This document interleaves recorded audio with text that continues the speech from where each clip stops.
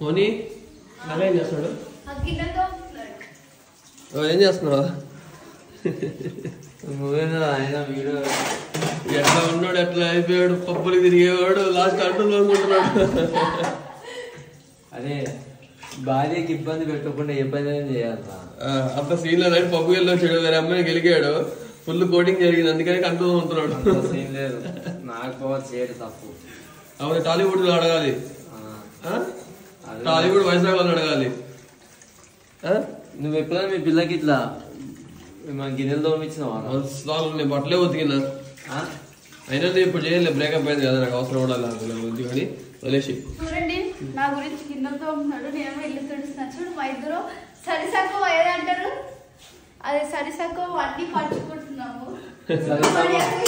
సరిసకం కిస్సకం కాదు, సరి సమానంగా.